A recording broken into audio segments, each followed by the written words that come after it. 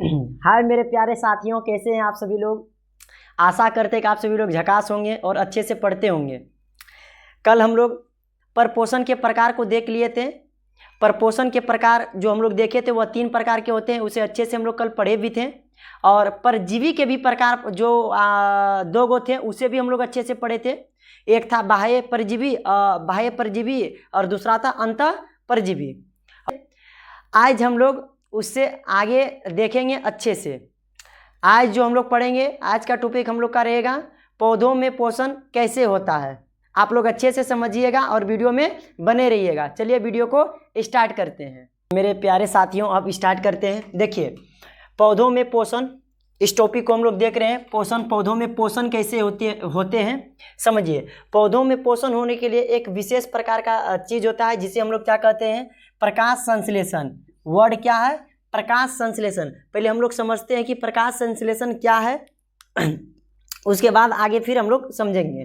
देखिए कि प्रकाश संश्लेषण क्या है, तो याद रखिएगा कि प्रकाश संश्लेषण वह प्रक्रम है, प्रकाश संश्लेषण वह प्रक्रम है जिसके द्वारा सभी हरे पेड़ पौधे सूर्य के प्रकाश के उपस्थिति में अपना भोजन तैयार करते हैं। याद रखिएगा कि जो प्रकाश संश्लेषण जो है वह प्रकाश संश्लेषण कब संभव होगा, जब सूर्य का प्रकाश मिलेगा तभी वह क्या करेगा, भोजन को अच्छे से बना पाएगा।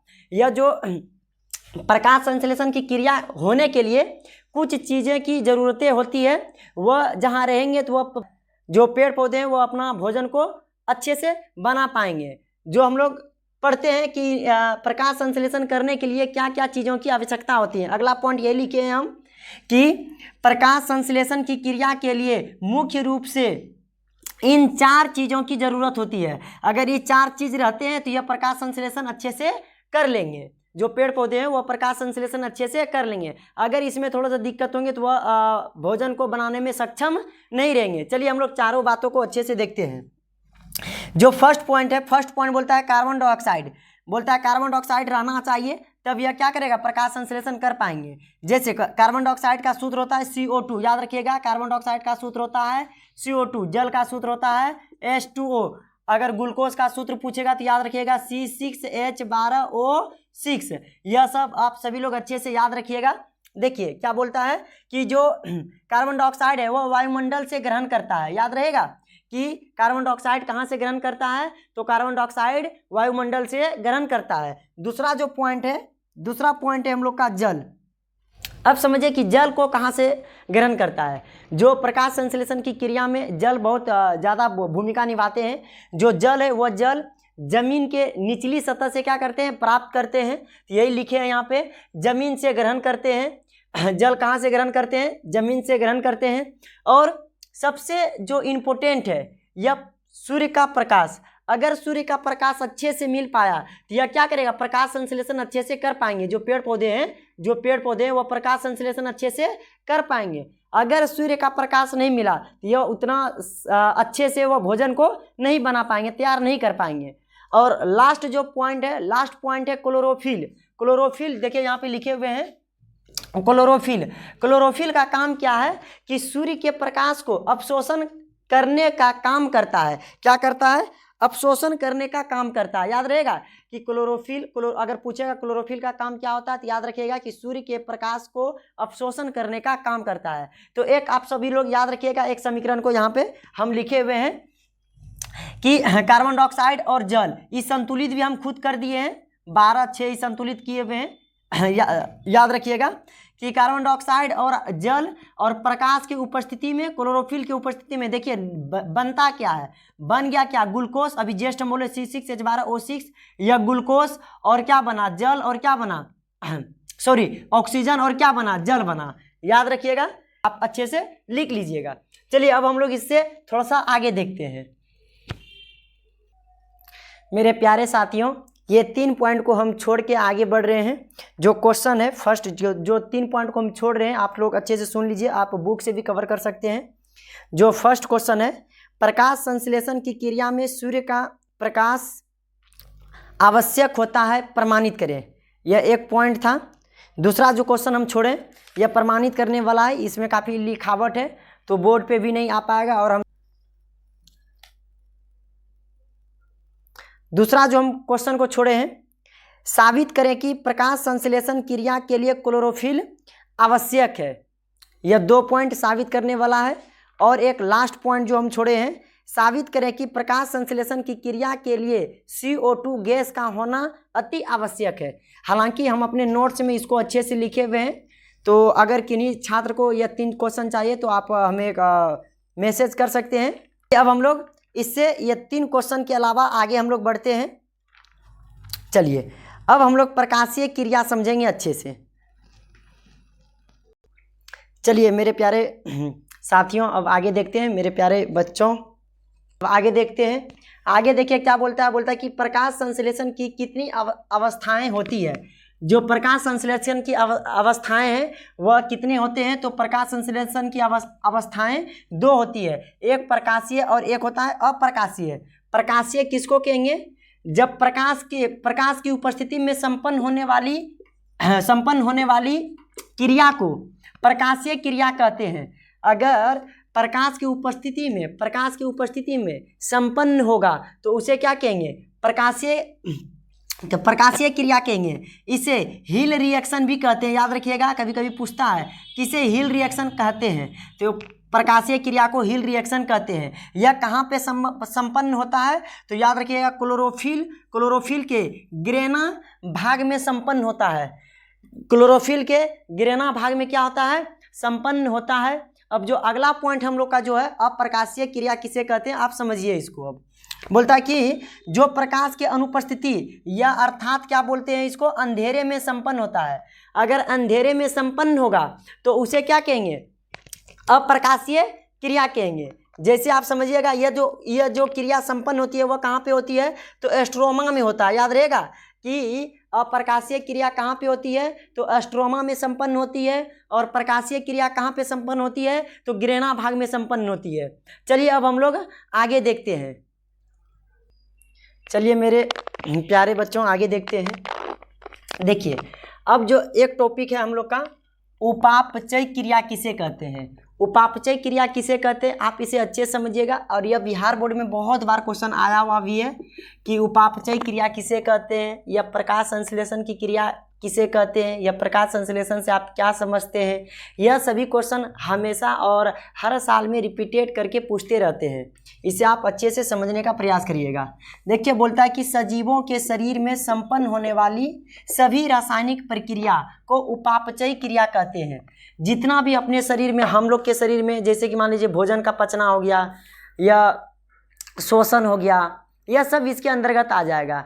कि जितना भी है जो सजीव मतलब हम अच्छे से बता दिए थे सजीव किसे कहते हैं, जिसके अंदर प्राण रहता है, जिसके अंदर प्राण रहता है उसे क्या कहते हैं? उसे सजीव कहते हैं। याद रखिएगा, जिसके अंदर प्राण रहता है उसे क्या कहते हैं? उसे सजीव कहते हैं। वही यहाँ यह 2 प्रकार के होता है। उपापचयी जो है यह कितना प्रकार का होता है? 2 प्रकार का होता है। एक अणु को तोड़ता है तो एक अणु को जोड़ता है। याद रखिएगा, जो अणु को जोड़ता है उसे क्या कहेंगे? उपापचय कहेंगे। और जो अणु को तोड़ता है उसे क्या कहेंगे? अपपचय कहेंगे। याद रखिएगा, एक हो गया अपपचय उसको कहेंगे जो अणु को क्या करता है? तोड़ता है। और जो अणु को जोड़ता है उसे क्या कहेंगे? उसे कहेंगे उपापचय। याद रहेगा। चलिए अब हम लोग समझते हैं मेरे प्यारे साथियों। जो एक पॉइंट है, यह पॉइंट है जंतु में पोषण।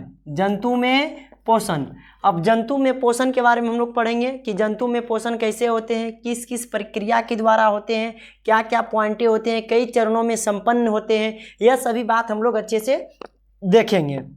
जो क्वेश्चन है मेरा, बोलता है कि जंतु में पोषण कितने चरणों में संपन्न होती है? कितने चरणों में संपन्न होती है? तो आप समझिएगा अच्छे से।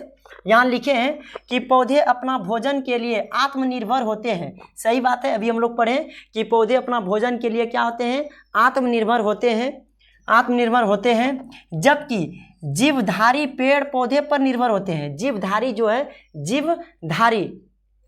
जीवधारी जैसे हम लोग जो हैं, हम लोग किसके ऊपर निर्भर रहते हैं? पेड़ पौधे पे निर्भर रहते हैं। बोलता है कि ऐसे जीव जो अपना पोषण दूसरे जीवों से प्राप्त करते हैं उसे परपोषी कहते हैं। परपोषी किसको कहेंगे? अगर जैसे कि मान लीजिए कि हम अपना भोजन दूसरे जीव से अगर प्राप्त करेंगे, कहलाएंगे परपोषण कहलाएंगे। याद रहेगा, परपोषण किसको कहेंगे? जो दूसरे जीव से प्राप्त करते हैं वो उसे परपोषण कहते हैं, या इसे ही क्या कहते हैं? विषम पोषी कहते हैं कहा जाता है। बोलता है कि जंतुओं में पोषण कई चरणों में संपन्न होती है। जंतु में जो पोषण है वह कई चरणों में क्या होते हैं? संपन्न होते हैं। जिसमें फर्स्ट पॉइंट अभी हम बता रहे हैं, अंतःग्रहण किसे कहते हैं? बोलता है कि जंतुओं के द्वारा भोजन को शरीर के अंदर ग्रहण करने की क्रिया को अंतःग्रहण कहते हैं। अंतःग्रहण किसको कहेंगे? जंतुओं के द्वारा भोजन को शरीर के अंदर ग्रहण करने की क्रिया को, शरीर के अंदर। अब जैसे शरीर के अंदर जाएगा तो वह क्या कहलाएगा? अंतःग्रहण कहलाएगा। आप सभी लोग समझ गए हैं। चलिए आगे देखते हैं। चलिए अब जो हम लोग का दूसरा पॉइंट है, चरण वाला पढ़ रहे थे, एक चरण हम लोग पढ़ लिए, दूसरा चरण जो है हम लोग का पाचन। पाचन क्या है समझिएगा अच्छे से। पाचन किसे कहते हैं? तो शरीर के अंदर भोजन का सरल अणुओं में विघटित होना ही पाचन कहलाता है। आप समझिएगा अच्छे से। जैसे कि मान लीजिए कि हम भोजन को खाएं और शरीर के अंदर आया, वह छोटे छोटे अणु में क्या होने लगा? विघटित होने लगा। सरल अणुओं में क्या होने लगा? टूटने लगा। अगर वही टूटना शुरू हो गया, उसी को हम लोग क्या कहेंगे? पाचन कहेंगे। याद रहेगा कि शरीर के अंदर भोजन का सरल अणुओं में क्या होना? टूटना भी लिख सकते हैं। टूटना ही पाचन कहलाता है, या विघटित होना पाचन कहलाते हैं। अगला जो पॉइंट है अपशोषण किसको कहेंगे? आप समझिएगा अच्छे से। तीसरा पॉइंट जो है बोलता है कि पाचन क्रिया के फलस्वरूप भोजन के सरल अणु आंत की दीवार द्वारा अपशोषित होकर रुधिर में मिल जाती है, जिसे अपशोषण कहते हैं।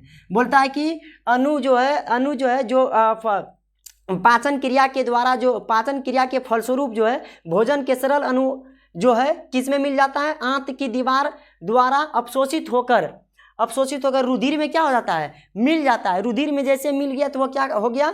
रुधिर में मिल जाता है, जिसे क्या कहते हैं? अपशोषण कहते हैं। स्वांगीकरण किसे कहते हैं? आप सभी लोग अच्छे से समझने का प्रयास करिएगा कि पोषण के जिस चरण में ऊर्जा का उत्पादन या जीव द्रव का निर्माण होता है उसे क्या कहते हैं? स्वांगीकरण कहते हैं। याद रहेगा, स्वांगीकरण किसे कहते हैं? बोलता है कि पोषण के जिस चरण में ऊर्जा का उत्पादन, पोषण के जिस चरण में ऊर्जा का क्या होता है? उत्पादन होता है, यह जीव द्रव का क्या होता है? निर्माण होता है, उसे ही क्या कहते हैं? स्वांगीकरण कहते हैं। अब देखिए हम लोग आगे देखते हैं। आगे जो हम लोग का है बहिष्करण किसे कहते हैं? आप सभी लोग अच्छे से समझिएगा। बहिष्करण किसे कहते हैं? बहिष्करण जो है बोलता है कि भोज्य पदार्थों को मल के रूप में शरीर से बाहर करना बहिष्करण कहलाते हैं। जैसे कि मान लीजिए कि हम लोग कुछ खाते हैं, वह पच जाते हैं, जो अपशिष्ट पदार्थ रहते हैं वह क्या होते हैं? शरीर से उसको जो हम लोग बाहर करते हैं उसी को ही कहेंगे बहिष्करण। चलिए अब मिलते हैं अगले वीडियो में। जो भी छात्र इस चैनल पे हैं जरूर से जरूर सब्सक्राइब कर लीजिएगा। बड़ा मेहनत लगता है लिख के फिर बोलना पढ़ाना, लिखने में ही ज़्यादा मेहनत लगता है, तो इसलिए ज़रूर से ज़रूर सब्सक्राइब कर लीजिएगा और अपने मित्रों को ज़रूर इस चैनल के बारे में बताइएगा। चलिए मिलते हैं अगले वीडियो में। जय हिंद, जय भारत।